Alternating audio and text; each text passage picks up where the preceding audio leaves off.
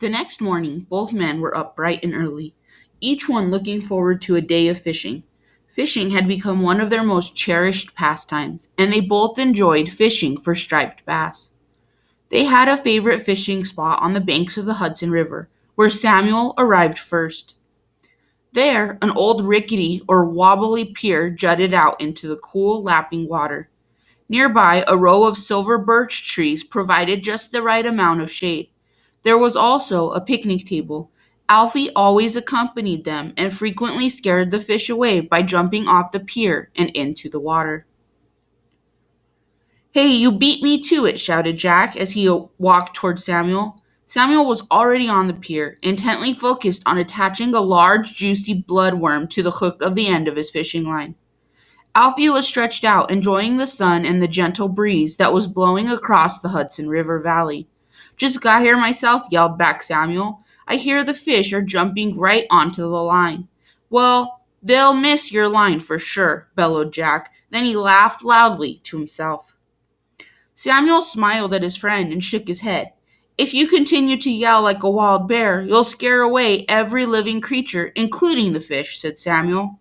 Ah, the fish can't hear me, retorted Jack. Sometimes when people begin to lose their hearing, they speak more loudly because they can't hear themselves talking.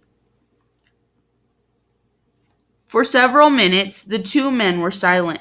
Samuel finished attaching the worm to the hook on the end of his line. Then he cast his line out onto the smooth glass-like surface of the Hudson River and plonked himself down on the edge of the pier. You know, Jack, said Samuel, the Hudson River is 306 miles long and it begins in the Androck Mountains, in a lake called the Tear of the Clouds.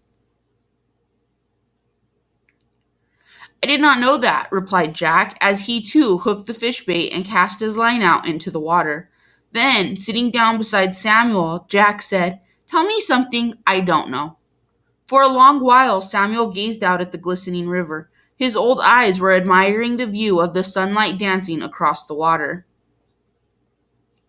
Going back to what we were talking about yesterday, about light waves, said Samuel, did you know that when a light wave hits an object, three things can happen? The light can be transmitted or passed through the object. The light can also be reflected or bounced off of an object, or the light can be absorbed or soaked up into it. This is determined by the type of object that the light wave hits. Sometimes the light goes through a combination of these things. Jack responded. Take reflection, for example, continued Samuel eagerly. Most of the light that reaches our eyes is reflected light. You see, apart from objects that produce their own light, such as the sun or a light bulb, all other objects are visible because light waves from a source of light bounces off of them and into your eyes. If you recall, Samuel Van Lumen, I did go to school, and for most of the time we were in the same class, said Jack somewhat grumpily.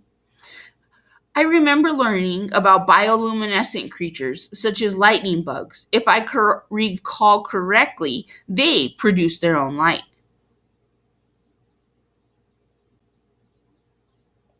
Yes, exclaimed Samuel, laughing as he spoke. It seems that as my eyes begin to fail me, I appreciate even more the things I am able to see. The science of light is really quite fascinating.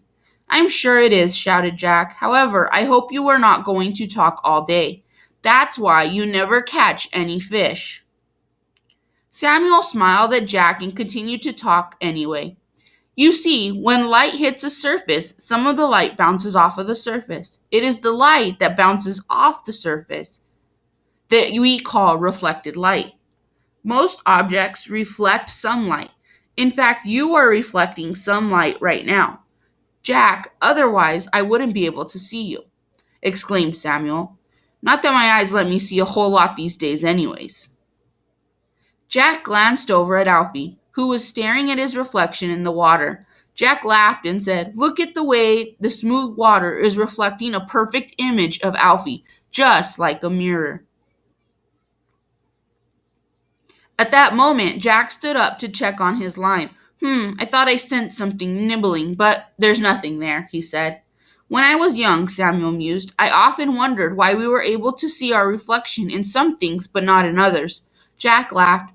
We wondered a lot of things when we were young. I still wonder some of those things.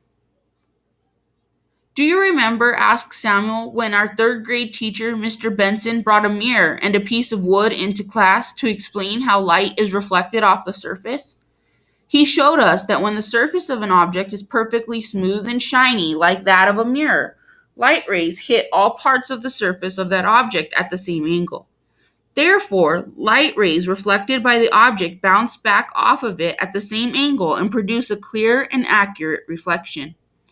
Jack nodded. I remember Mr. Benson well. However, Samuel continued, when the surface of an object is not perfectly smooth and shiny, like that of a piece of wood, light rays hit different parts of it at different angles.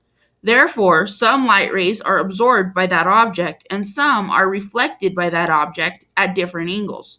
So it does not produce a reflection. Mr. Benson was one of my favorite teachers, said Jack. Yep, he was one of my favorite teachers too, agreed Samuel. I remember him explaining that because they are so smooth, mirrors reflect almost all the light that hits them. Have you noticed that crazy dog of yours? Jack asked. He's still staring at his reflection in the smooth, shiny surface of the water. He does that, explained Samuel. Both men laughed loudly, and then the sound of their laughter seemed to act as a trigger for Alfie. He looked at them, wagged his tail, and then jumped head first into the river. Don't go too far out there, Alfie yelled Samuel, as if he was talking to a young child. The two men stood up to check their lines, and then returned to their chairs. Samuel continued to keep a watchful eye on Alfie, whose head was just barely visible above the water. He noticed that the water was now full of ripples, making reflections in the water wavy or distorted. I remember the day John O'Connor brought a really old mirror into class, recalled Jack. It was his grandmother's mirror, and we couldn't see ourselves well in it. Mr. Benson compared it to a modern mirror, the back of which was coated with the silvery material. The modern mirror could reflect almost all the light that hit it. Yes, said Samuel, and Mr. Benson told us that the most mirrors have flat surfaces and are called planed mirrors. Mr. Benson also taught us about two other types of mirrors that have curved surfaces instead of flat surfaces.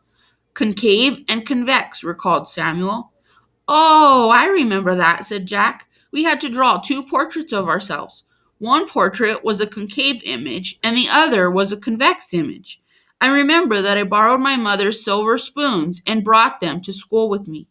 That's right, exclaimed Samuel excitedly. The experiment was a lot of fun. Jack went on. Now, let me see. Concave and convex mirrors reflect light in such a way that they alter or change the view we see in them.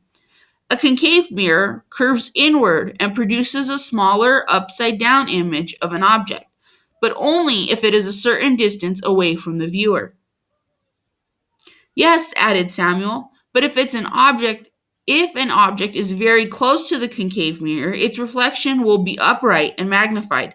Do you remember how Mr. Benson showed us how you could put a pencil point right up in the cave of the spoon to see it upright and magnified? Jack nodded and continued.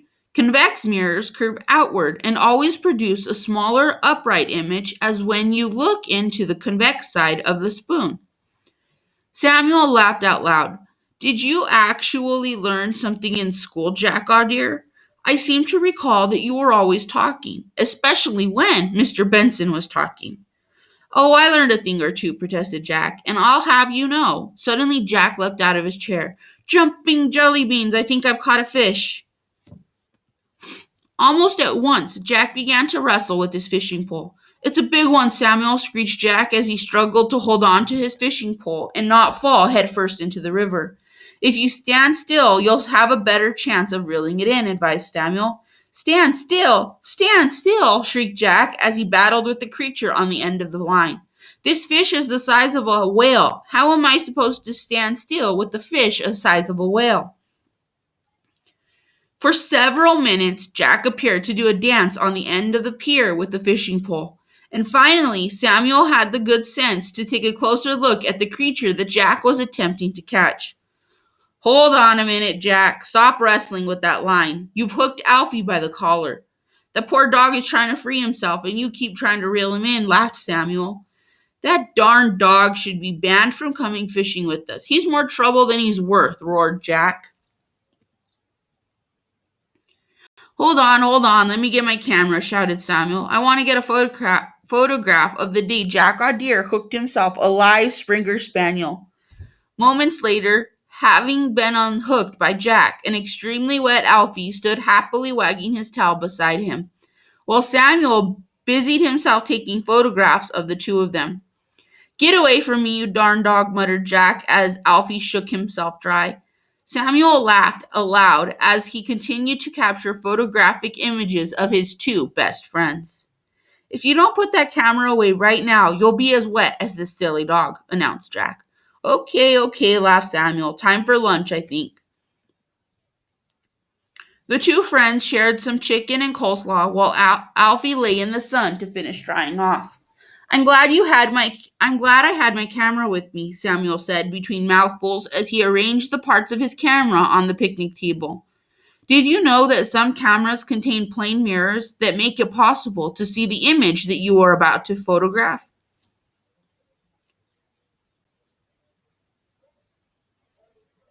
Yeah, well, you certainly didn't need to record that image of me hooking Alfie, grumbled Jack, offering him a piece of chicken.